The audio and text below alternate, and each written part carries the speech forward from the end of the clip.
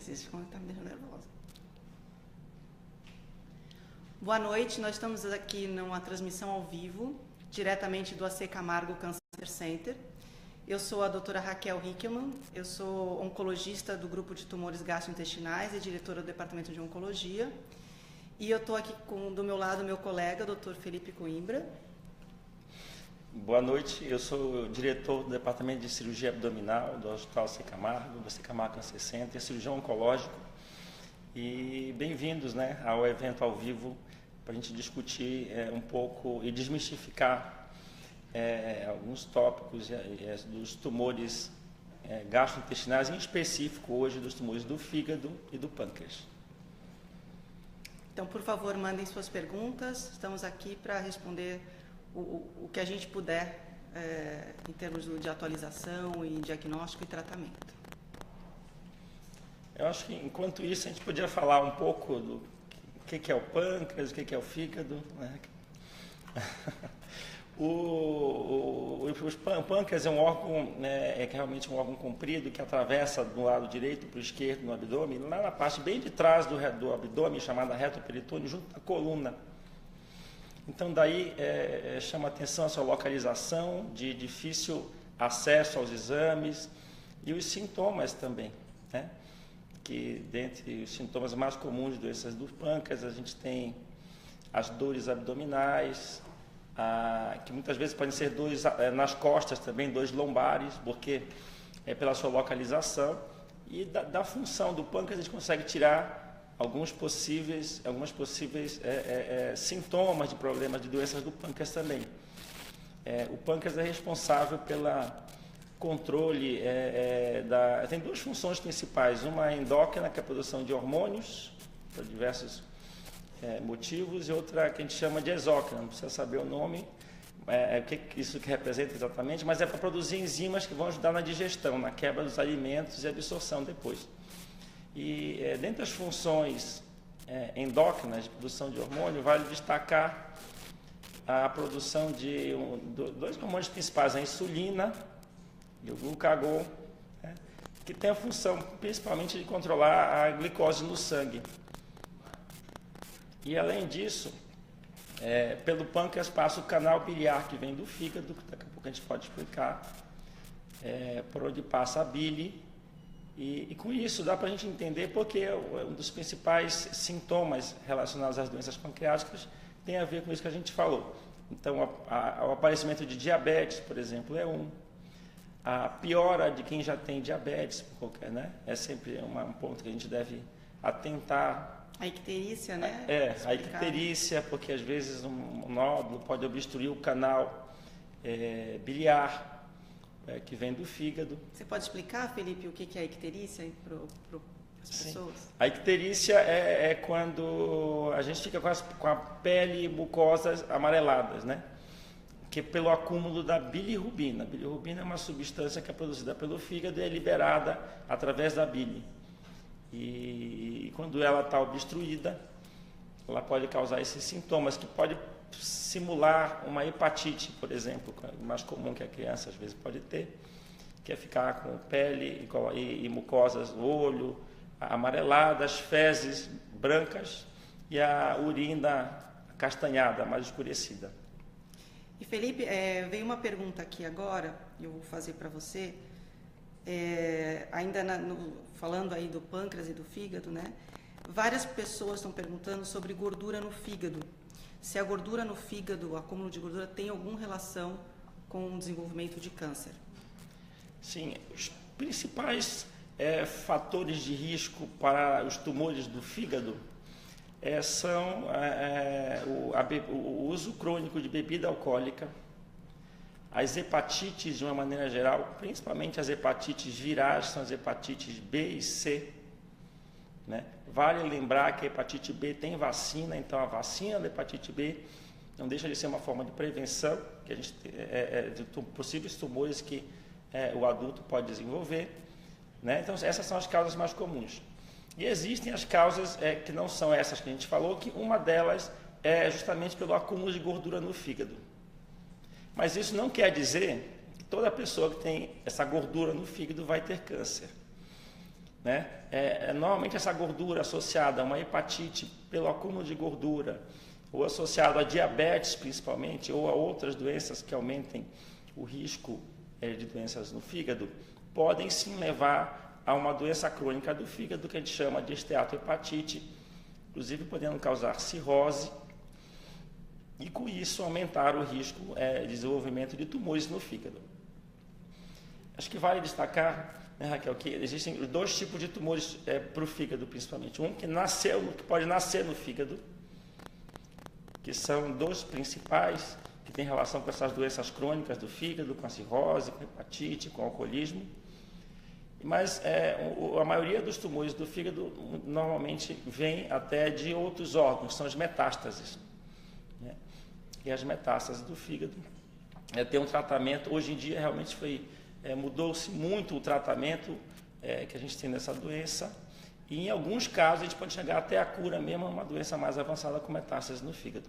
E vale lembrar que assim, quando é metástase no fígado e não um tumor que nasceu no fígado, o tratamento ele é direcionado para a origem daquele tumor. Então, se o tumor nasceu no intestino e foi para o fígado, o tratamento é de um câncer de intestino. Se nasceu no pâncreas, o tratamento é para o câncer de pâncreas. Se nasceu no fígado, é diferente de ser uma metástase, é um tratamento específico para tumores de fígado. Né? Chegou mais uma pergunta aqui. Agora eu posso fazer para a Raquel. Tá bom. Que é se existe alguma droga-alvo para o tratamento de câncer de pâncreas. É uma pergunta bem pertinente, porque droga-alvo está cada vez mais em discussão em vários tipos de tumores, né? Quem fez a pergunta foi a Micheline. Oi, Micheline, obrigada pela pergunta. Sim, existe droga-alvo para o tratamento do câncer de pâncreas. E o câncer de pâncreas, como o Dr. Felipe falou, se a gente pensar na fisiologia, como a função desse órgão, existem os dois tipos principais de tumores do pâncreas. Um que é chamado de adenocarcinoma, que é mais agressivo, o tratamento é basicamente a quimioterapia. E o outro tipo, que é menos comum, que são os tumores neuroendócrinos do pâncreas, que têm um comportamento menos agressivo. E para esses tumores neuroendócrinos do pâncreas, existe drogas chamadas drogas-alvo, que não são quimioterápicos, mas sim drogas que agem inibindo diretamente alguma alteração molecular presente no tumor. E especificamente para tumor neuroendócrino de pâncreas, existem 2 medicamentos que estão aprovados no Brasil e disponíveis. Um deles é o everolimo e o outro é o sunitinib. São 2 medicamentos orais que não são quimioterápicos, têm seus efeitos colaterais como qualquer tratamento oncológico, mas estão aprovados e têm um resultado muito bom em termos de controle de doença e até redução do tamanho do tumor. Chegou aqui mais uma pergunta. A Simone, o José Marcelo e a Maria do Carmo estão perguntando, Felipe, sobre exames diagnósticos. Quais as principais formas de diagnosticar, aqui fala tipos de tumor, né? Vamos dizer então o de fígado e o de pâncreas. Isso. Isso é bem interessante porque, como a maioria dos tumores, numa fase inicial, esses tumores muitas vezes não dão muito sintoma, né? Então, à medida que eles vão evoluindo, eles acabam causando mais sintomas. Isso é um grande problema, realmente, que a gente tem tanto nos tumores do fígado quanto do pâncreas, porque o diagnóstico muitas vezes é bastante tardio, né? Mas quando há presença de sintomas ou a identificação de fatores de risco para o desenvolvimento desses tumores, é importante que essas pessoas sejam acompanhadas. E um dos fatores de risco, a gente pode comentar também, são a história familiar de câncer, né? Sim. Então, pessoas que têm vários casos de câncer na família, principalmente desses tipos, por exemplo, a gente deve acompanhar já preventivamente. Mas os exames principais para detectar esse tipo de tumores, para o fígado a gente pode citar, além obviamente do exame clínico, da história do paciente, o ultrassom, a tomografia, a ressonância, são exames muito indicados, além dos exames de sangue, né? E para o pâncreas, principalmente a tomografia, a ressonância ou um outro exame, que é como se fosse uma endoscopia acoplada no ultrassom, que consegue ver com mais detalhes o pâncreas, ou fazer um exame retrógrado, que a gente chama, injetando um contraste no pâncreas para a gente examinar com mais detalhes. Vale destacar que o pâncreas, muitas vezes, ele não é muito bem visto só com o ultrassom, que é o exame de rotina que a maioria das pessoas faz. Até porque, como você falou, ele está lá atrás, né? Lá perto da coluna. Então, o ultrassom, a gente tem uma estatística que, assim, cerca de apenas 50% das vezes, metade dos pacientes que fazem ultrassom conseguem que o pâncreas seja visto inteiro, ou seja, em metade das vezes não vai conseguir avaliar completamente o pâncreas. Então, lembrar disso, porque se a gente tiver muito sintoma abdominal, uma dor que não é muito bem explicada, uma diabetes que descontrolou, icterícia, muitas vezes o ultrassom pode não ser suficiente. Mas esses são os principais exames. Tem mais alguma coisa, Raquel, que você quer falar disso? Não, acho que os exames diagnósticos realmente são os mais importantes. E muitas vezes, aqui é uma pergunta que vem na mesma linha, né, do que você estava falando, que estão perguntando sobre hemangioma no fígado, né? O hemangioma no fígado é um achado, vamos dizer, que muitas vezes vem nos relatórios de tomografias, principalmente, nódulo sugestivo de hemangioma, né? E o que é isso, Felipe? É um tumor, não é? O hemangioma é um dos tipos de nódulos do fígado. A gente tem vários tipos de nódulos. O hemangioma é muito comum, tem outros, tem cistos, assim como no pâncreas, tem adenomas, hiperplasias nodulares, que a gente chama focais. Mas o hemangioma é um nódulo benigno, é como se fosse um enovelado de vasos, e que é bastante comum. O hemangioma não tem uma característica de maligna ou de transformar em um câncer, por exemplo, e uma vez identificado, muitas vezes a gente só acompanha para ver se ele não está crescendo, se não está desenvolvendo ao longo do tempo, mas normalmente não há nenhum tratamento específico, é muito raro precisar fazer um tratamento com uma cirurgia, por exemplo, para hemangiomas, é um nódulo muito comumente encontrado. E pergunta da Vera Lívia. A Vera pergunta por que o câncer de pâncreas tem evolução tão rápida? Na verdade, nem todo câncer de pâncreas tem evolução rápida, mas, Vera, é verdade que alguns têm sim. E isso é mais pela característica, vamos dizer, biológica do tumor, algumas alterações no próprio DNA da célula tumoral que levam ao comportamento mais agressivo. Geralmente, quando o tumor ele tem o que a gente chama mais agressivo, o que isso quer dizer? Então, são tumores que crescem mais rápido, podem dar mais metástase para outros órgãos, de uma forma mais acelerada, mas em contrapartida, geralmente, em medicina nunca é 2 mais 2 igual a 4 sempre, né? Esses tumores mais agressivos, eles tendem a responder melhor à quimioterapia. O que isso quer dizer? Eles são mais sensíveis a reduzir o seu próprio tamanho com o tratamento de quimioterapia. Alguns desses tumores, como eu falei, não têm o comportamento agressivo, que é o caso dos tumores neuroendócrinos de pâncreas, onde às vezes o paciente sem nenhum tratamento pode ficar com o tumor exatamente do mesmo tamanho, às vezes por mais de anos, sem nenhum tratamento. Então, a agressividade ela varia muito e tem muito a ver com a própria biologia do tumor. Uma coisa importante, Vera, é que muitas vezes, como no início o tumor de pâncreas não dá muito sintoma, na verdade se descobre já numa fase muito avançada, e daí a gente acha que tem evolução mais lenta, mas como se a gente fosse detectar desde o início, muitas vezes essa evolução é um pouco mais lenta do que a gente imagina. Isso é importante porque para cada grau de avanço do tumor, tem um tratamento melhor, né? Então isso é extremamente importante, quanto antes detectar melhor. E os tratamentos variam desde a cirurgia, ou a combinação com a quimio, rádio e a cirurgia, às vezes só um tratamento com quimioterapia que a gente pode explicar depois também. Chegou mais uma pergunta aqui da Regina Barroso. Boa noite, Regina. Ela está perguntando sobre o lipoma na cabeça do pâncreas, se isso é um tumor e se pode virar um tumor. O lipoma, se estiver correto assim, né, esse diagnóstico, o lipoma é um tumor benigno, é um nódulo benigno, é uma bola de gordura. Ele pode dar embaixo da pele, em vários lugares no corpo todo. Não é muito comum, muito frequente no pâncreas, mas se fosse isso, se tiver um diagnóstico realmente confirmado, não há necessidade, normalmente, a não ser que tenha sintomas, seja causando algum problema, de fazer nenhum tratamento específico. Aí, no caso, tem que ser avaliado individualmente e confirmar se é realmente um lipoma, né? E, assim, em relação a Gabriela também pergunta se existe alguma novidade no tratamento do câncer de pâncreas, além das terapias-alvo. Na verdade, Gabriela, boa noite. Quando a gente fala terapia-alvo ou droga-alvo, isso é um nome único para uma classe muito grande de medicamentos. Então, além da terapia-alvo, tem mais terapia-alvo, vamos dizer. E tem medicamentos novos sendo testados em pesquisa clínica, ainda não no Brasil, fora do Brasil, deve vir para cá. com resultados muito promissores. E esses medicamentos estão dentro dessa classe chamada de droga-alvo.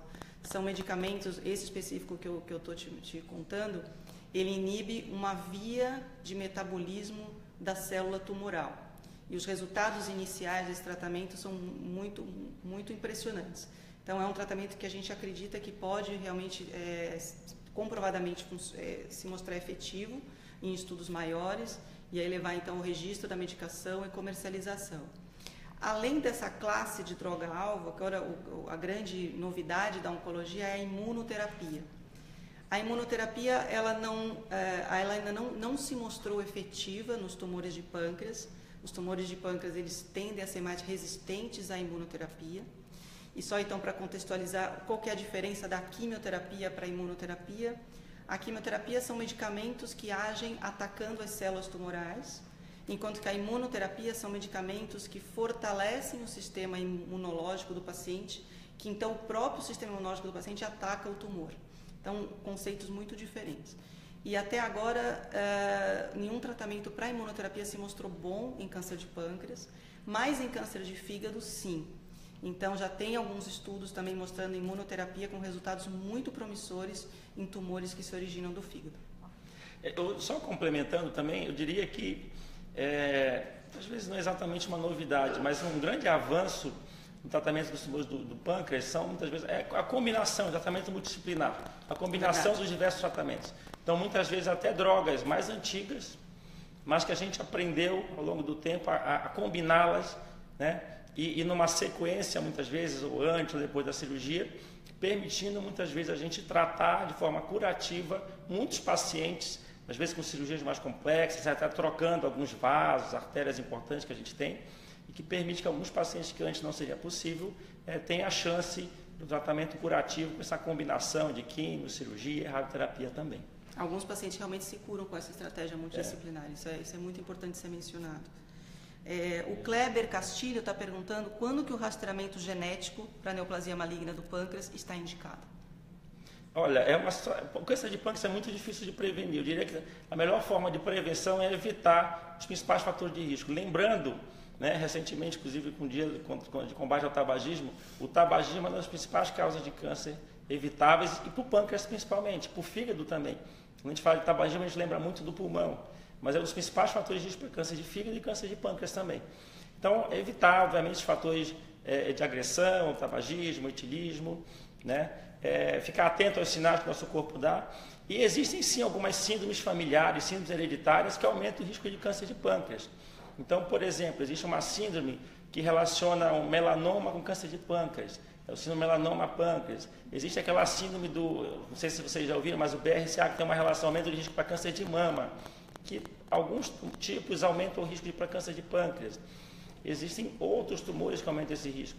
Então, se a gente identificar doenças hereditárias, familiares, né, o risco para câncer de pâncreas do fígado deve ser estudado, e nas famílias, com a identificação dessas agregações de câncer na família, a gente pode fazer um teste genético específico, mas não de forma assim geral.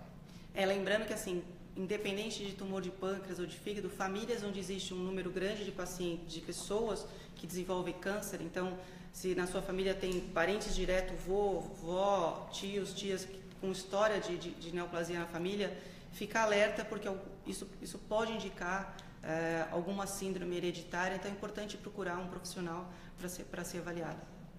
Olha, uma pergunta interessante aqui da Mariângela, a Sol. Como estão as pesquisas para a cura total do câncer? Olha, Mariângela, assim, o câncer também é uma palavra para centenas de doenças diferentes, né? E a gente até brinca que cada vez mais a gente vai ver que todos os cânceres são raros, porque cada pessoa tem um câncer distinto, né? As pesquisas estão avançando muito e muitos tumores já são curados, né? Vamos dizer que ao menos aí 2/3 dos tumores, se detectados precocemente, são curados com cirurgia, muitas vezes combinado com a adição da quimioterapia ou a radioterapia. Então, assim, a cura existe para boa parte dos tumores quando eles são detectados precoce. Então, por isso é muito, muito importante o diagnóstico rápido, o diagnóstico precoce. Então, pacientes com sintomas, assim, e às vezes são sintomas que a gente não sabe muito bem, não relaciona muito bem com, pensa que é uma doença grave, mas está perdendo peso, tem uma dor de barriga, come e sente um peso, ou come e a comida enche rápido, aumenta a barriga. Então, sintomas que às vezes a gente não pensa, procurar um médico, estar sempre atento, porque quanto mais cedo diagnosticar, maior é a chance de cura. E aqui o Vladimir Mota Campos, boa noite, Vladimir. Ele está perguntando se o PET scan continua sendo o meio mais eficiente para o diagnóstico do câncer de pâncreas. Eu vou deixar para você. Na verdade, não. O câncer de pâncreas deve ser detectado inicialmente uma boa tomografia, uma tomografia bem feita, por exemplo, é um exame excelente para detectar o câncer de pâncreas, assim como a ressonância, a ultrassom endoscópica, como eu falei, né? Mas talvez o mais importante seja ter uma alta suspeição. O médico generalista, o especialista tem que ter uma alta suspeição e sinais de alerta não explicados por exames mais comuns devem ser investigados a fundo, lembrando sempre do pâncreas, né? Então, o PET scan é um exame sim que pode ser usado de forma complementar, ele não diz tudo para a gente, assim como todos os exames, ele deve ser interpretado, até porque é um exame que às vezes pode captar e não ser tumor, ou pode não captar e ser, mas obviamente depende de cada caso. O PET scan então ele pode ser adicionado para dar uma informação a mais. Ele pode dar uma informação a mais em torno de 10% a 15% dos casos, os tumores de pâncreas, mas de uma maneira geral não é o principal exame, ou são pelo menos dentre os primeiros exames solicitados. A Mariana está perguntando como prevenir esses tipos de tumor. Acho que você já comentou sobre hábitos de vida saudáveis, né? Eu acho que assim, evitar os fatores de agressão, tabagismo, etilismo, evitar proteção sexual para não pegar hepatite B, hepatite C, não deixa de ser uma prevenção, as vacinas, né? Evitar a obesidade, diabetes, controle da diabetes, atividade física, alimentos, frutas, verduras, alimentos frescos, são sempre fatores protetores. Então, o que a gente pode fazer é identificar famílias, talvez, grupos que tenham maior risco e com isso fazer exame específico de prevenção. A Andressa Caroline está perguntando, quem tem câncer no fígado deve evitar algum tipo de alimento específico? Olha, de uma maneira geral, a gente recomenda realmente para evitar ao máximo a bebida alcoólica, porque vai tratar o fígado, às vezes com o próprio tratamento, o fígado pode ter uma perda de função temporária, né? Excessos de gorduras, carboidratos, açúcares podem fazer com que acumule um pouco mais de gordura no fígado, e às vezes o próprio tratamento já leva a esse risco. Então a gente deve evitar ao máximo isso, mas não tem assim uma coisa proibida, porque é proibido mesmo, eu acho que é bebida alcoólica. O resto uma alimentação equilibrada, evitando os excessos, principalmente de gorduras e açúcares, eu acho que é o principal. Acho que tem alguma pergunta mais? Tem algumas perguntas chegando aqui, são muitas perguntas, então a gente tem que ir com calma. Felipe, acabou de chegar, eu ia te fazer uma pergunta. Existe alguma novidade para o câncer no fígado? E foi a Andressa Caroline também que perguntou. Você quer comentar os tratamentos loco-regionais? Fala um pouco dos tratamentos diretamente no fígado, você pode também falar dos medicamentos. Eu acho que para o fígado a gente pode falar um grande avanço realmente o tratamento local no fígado com a cirurgia e a combinação da cirurgia com outros tratamentos. Com a cirurgia, hoje em dia, a gente consegue, desde que é indicado, não são para todos os pacientes, mas fazer cirurgias que nos possibilitam retirar tumores que antes eram irressecáveis, grandes tamanhos de fígado, e que permitem que o fígado cresça para voltar a fazer suas funções. E dessa forma, muitas vezes, até com tratamentos em 2 tempos, que a gente chama, limpa um lado do fígado, depois o outro, a gente consegue transformar pacientes irressecáveis e reverter esses tumores, principalmente metástases, né, e tumores primários do fígado. Eu acho que esses são alguns avanços. Além disso, existem outros tratamentos, como, por exemplo, a embolização intraarterial, que é como se fosse um cateterismo no fígado, e jogar o remédio diretamente no tumor, ou cortar o sangue do tumor com algumas substâncias, né? A própria radioterapia, que muito pouco se foi utilizado para tumores do fígado, hoje em dia é uma alternativa eficiente, e a ablação, a destruição dos tumores com algumas agulhas, que na ponta elas emitem energia e destroem, isso é possível destruir alguns nódulos. Então são todas alternativas que devem ser pesadas caso a caso, para a gente estudar qual a melhor alternativa, né? E fora isso, tratamentos sistêmicos, quimioterápicos, você comentar, Raquel? E em relação aos tratamentos, então, primeiro os pacientes recebe os tratamentos loco-regionais, que a gente chama de tratamentos restritos ao fígado, né? Como o Dr. Felipe mencionou, mas eventualmente, quando acontece uma piora do tumor, a gente então parte para os tratamentos que a gente chama sistêmico, tratamento que age no corpo todo. E aí existe novidade sim, existe a imunoterapia, como eu mencionei antes, que ainda não está aprovada, não tem estudos grandes, mas estudos iniciais com os pacientes mostram que muitos pacientes reduzem o tumor de maneira assim dramática e com controle de doença assim mais de ano. E existe também drogas de alvo molecular novas que já estão disponíveis inclusive no Brasil, uma delas já foi recentemente aprovada e que também promove um bom controle da doença. Vou fazer essa pergunta do Paulo para a Raquel. Qual é o tratamento recomendado para paciente com vários nódulos no fígado, de metástases, várias metástases no fígado, de tumores neuroendócrinos do pâncreas, que é um dos tipos de tumores que pode acometer o pâncreas, né? Quando tem metástase no fígado, né, então como eu mencionei antes, a gente trata o tumor onde se originou, né, se trata o tumor de origem. Então o tratamento não vai ser direcionado para o fígado, tá, como se fosse um câncer de fígado, mas como sendo um tumor que nasceu no pâncreas. E os tumores neuroendócrinos de pâncreas, eles são muito variados, né, então alguns desses tumores produzem hormônio, por exemplo. Então, como o Dr. Felipe mencionou, o pâncreas produz insulina.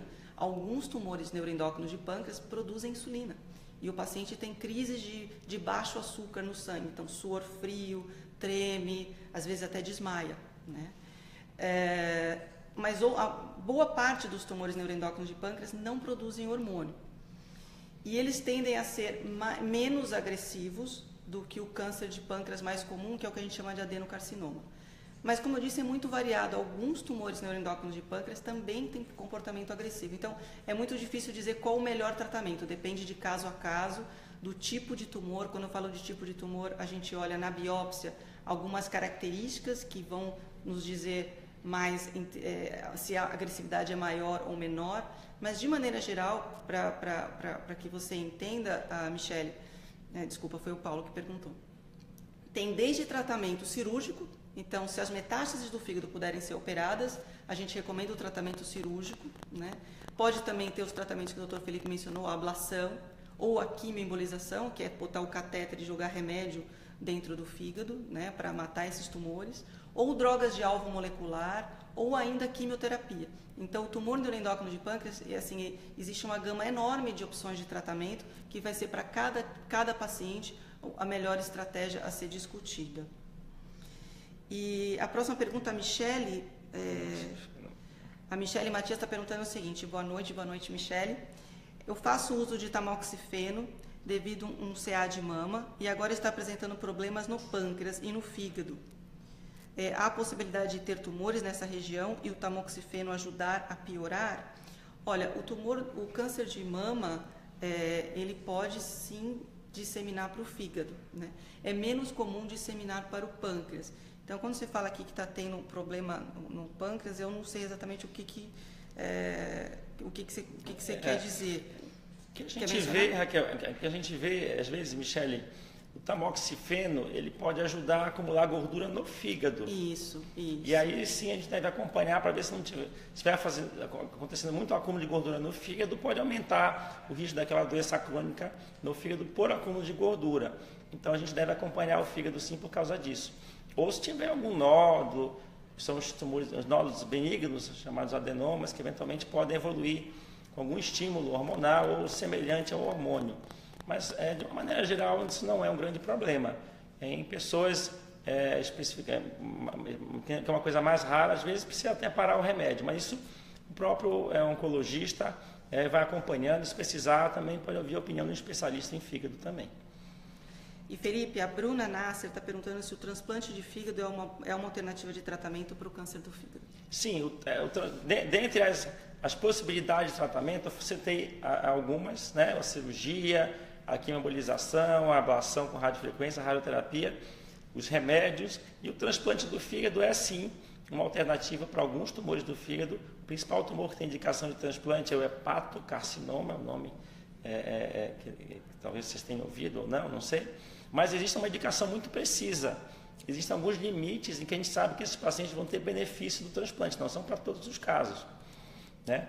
Então, é uma possibilidade, deve ser avaliado caso a caso. A gente não tem como dizer, e não é para todos os tipos de tumores também, isso é uma coisa importante. Bom, passou rápido, né? Então, a gente chegou aqui ao término. A gente agradece muito a participação de todos e deixa claro que a gente esclarece dúvidas ainda que as pessoas, que os ouvintes tenham posteriormente, né? A gente esclarece isso diretamente, individualmente para cada um. Agradeço também, foi bom, interessante. A gente fica aberto a responder as perguntas depois que a Raquel falou, se houverem mais algumas. Muito obrigado. Boa noite a todos. Boa noite.